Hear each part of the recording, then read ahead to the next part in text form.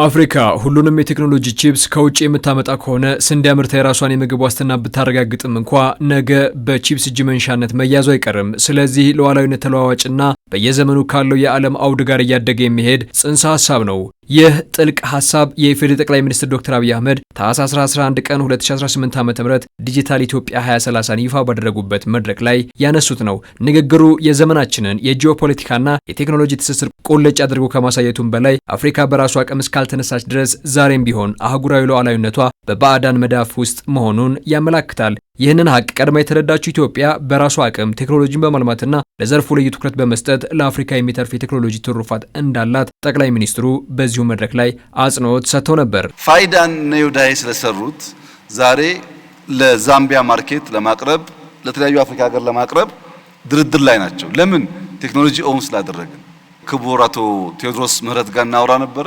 የፍርድ ቤት ስርዓታቸውን ኦቶሜት ስላደረጉ 2-3 የአፍሪካ ሀገራት መተው የነሱን ሲስተም መግዛት ጥያቄ እያቀረቡ ነው። ኢትዮ ቴሌኮም ሲኦ ካሜሮን ነበሩ እንደምታስታውሰው። የኛ ሞባይል መኒ እዛ ሊሸጡ የተነጋገሩ ነው ያሉት። ኢትዮጵያ ይህንን የዘመኑን ተለዋዋጭ ሉዓላዊነት ትርጉም በሚገባ በመረዳት ሀገር በቀል የቴክኖሎጂ አቅሟንና የማከናወን ብቃቷን በተግባር ማረጋገጧን ቀጥላለች። የፋይዳ ብሔራዊ መታወቂያ፣ የዲጂታል ክፍያ ስርዓቶች እንዲሁም የመሶብ አንድ ማዕከል አገልግሎት የዚህ የማከናወን አቅም ተጨባጭ ማሳያዎች ናቸው። አሁን ላይ ኢትዮጵያ እነዚህን የቴክኖሎጂ መሰረተ ልማቶች የውስጥ አሰራሯን ማዘመን ብቻ ሳይሆን አዲስ የዲጂታል ዲፕሎማሲ መክፈቻ ቁልፍ ማድረጋቸዋለች። ከዚህም ባለፈ በምዕራባውያን ዘንድ ጨለማው አህጉር በመባል ለምትጠራው አፍሪካ ዛሬም እንደቀድሞ ሁሉ በቴክኖሎጂው መስክ ብርሃን ፈንጣቂ ሆናለች። ለዚያም ነው የኢትዮጵያ የቴክኖሎጂ ተቋማትና ያካበቱት አቅም ለአፍሪካ አህጉር ምሳሌ ከመሆን አልፎ ለሌሎች ሀገራት ጭምር ለሽያጭ መቅረቡን ጠቅላይ ሚኒስትሩ ያረጋገጡት። ታዲያ ይህ ሀሳብ ምኞት ብቻ ሳይሆን በተግባር መሬት የነካ ስለመሆኑ ትልቁ ማሳያ በቅርቡ የቤኒን መንግስት ወደ ኢትዮጵያ የቴክኖሎጂ ተቋማት የላከው ልዑክ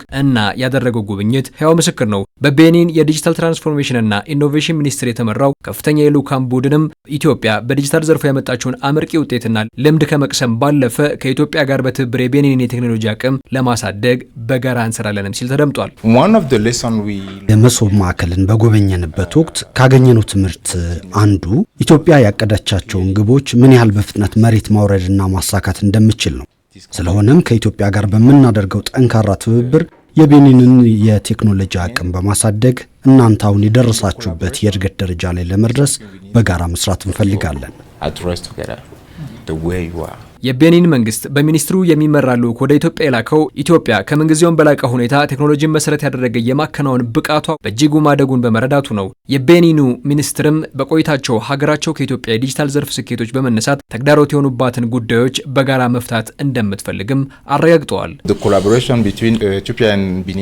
በኢትዮጵያና በቤኒን መካከል ያለው ትብብር በዋናነት የሚያተኩረው እያጋጠሙን ያሉ አበይት ተግዳሮቶችን አቅም በማቀናጀት በጋራ በመፍታት ላይ ነው። ለምሳሌ ያህል በሀገራችን በዲጂታል ክህሎት ወይንም ዲጂታል ሊትሬሲ እጥረት ምክንያት የተወሰነው ህዝባችን ዘመናዊ ስልኮችን ወይንም ስማርትፎን መጠቀም አልቻለም።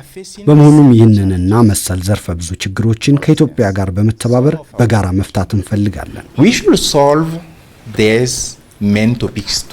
ለመሆኑ የቴክኖሎጂ ሉዓላዊነት ለአፍሪካ ሀገራት ለምን አስፈለገ? የቴክኖሎጂ ሉዓላዊነት ማለት አንዲት ሀገር ወይም አህጉር የራሷን የዲጂታል መሰረተ ልማት፣ የመረጃ ክምችትና የቴክኖሎጂ ውጤቶች በራሷ አቅም የማስተዳደር የመቆጣጠርና የማበልጸግ ሙሉ መብትና አቅም ሲኖራት ማለት ነው። ለኢትዮጵያ ለቤኒንና ለአጠቃላይ አፍሪካ ይህ ማለት ከተጠቃሚነት ወደ አምራችነትና ባለቤትነት መሸጋገርም እንደማለት ነው። በኢትዮጵያም እንደ ፋይዳ ያሉ የዜጎች መታወቂያዎችን፣ የክፍያ ስርዓቶችንና የዲጂታል አስተዳደርን በውጭ ኩባንያዎች ላይ ጥገኛ ሳይሆኑ በገዛ ሀገር አቅም መገንባትና ለሌሎች የአፍሪካ ሀገራት ትሩፋት ወደ መሆንም መሸጋገርም እንደማለት ነው።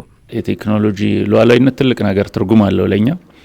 ቴክኖሎጂም ጋር ሲመጣ የቴክኖሎጂ ሉዓላዊነት ስለሚባል የቴክኖሎጂ ሉዓላዊነት ደግሞ እኛ ብቻ የምንፈልገው ነገር አይደለም፣ ቤኒንም ይፈልጋል። ከዛ አንጻር እኛ ይሄን ርቀት ሄደናል የሚለውን ኤክስፒሪየንስ ሼር ማድረግ እና እንዳልከው ደግሞ ከዲጂታል ዲፕሎማሲ ይባላል።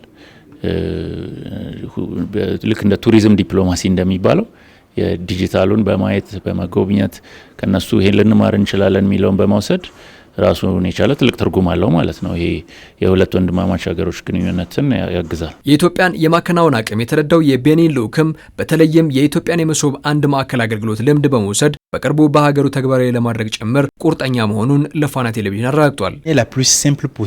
በተቻለ መጠን ረጅም ጊዜ ወስደን ሳይሆን በጣም በፈጠነ መልኩ የዲጂታል ትብብራችን እንጀምራለን። ያንን ለማድረግ የሚያስችለንን ልምድ ደግሞ ከኢትዮጵያ ቀስመናል። ምክንያቱም የኢትዮጵያ የዲጂታል ስነ ምህዳር ከቤኒን የዲጂታል ስነ ምህዳር በብዙ መልኩ የላቀ ነው።